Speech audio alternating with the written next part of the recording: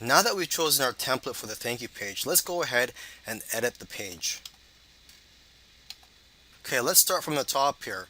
You could insert a logo here if you have one. So you could just click here and you could just upload your image here.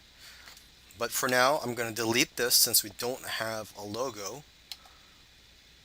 So it says here, wait, your purchase is not complete. Please follow the steps below to complete your purchase. So usually what I would do, step 1, I would say something like, check your email. And then in the description here, let's just delete this here. I'll just tell them to check their inbox. Here, let me just type it down here. Please check your inbox folder and your spam folder. Click on the confirm button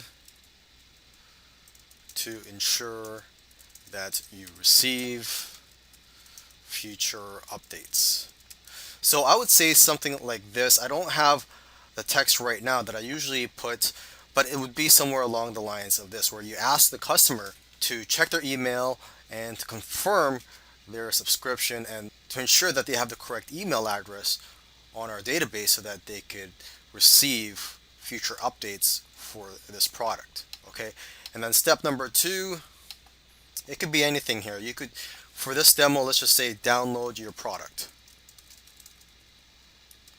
Okay, and then you could type down whatever you want here. You could also put a link right here to the download file. Okay, you could also put it here on the button, and you could also edit this button. It says button text here, so instead of saying click here to register, you could say click here to download or to activate, whatever you want to say. And then edit the action. So what's the action you want when they click on the button? And again, you could put a link to the file wherever it is.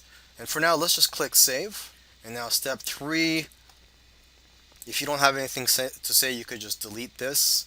So let's just delete step 3. And step 4 says check your email. I've already gone through that. So we're just going to delete this as well. Sometimes I have as many as 5 or more steps on here. But for this demonstration, I'm just going to show you the 2 steps that you could put on your thank you page. So let's delete this. And there you go. Now my funnel is complete. I hope you've enjoyed watching the videos and learning from them. And if you watched all these videos, you can see how easy it is to use ClickFunnels. There's not much of a learning curve. So I wish you the best of luck and have fun creating your funnels.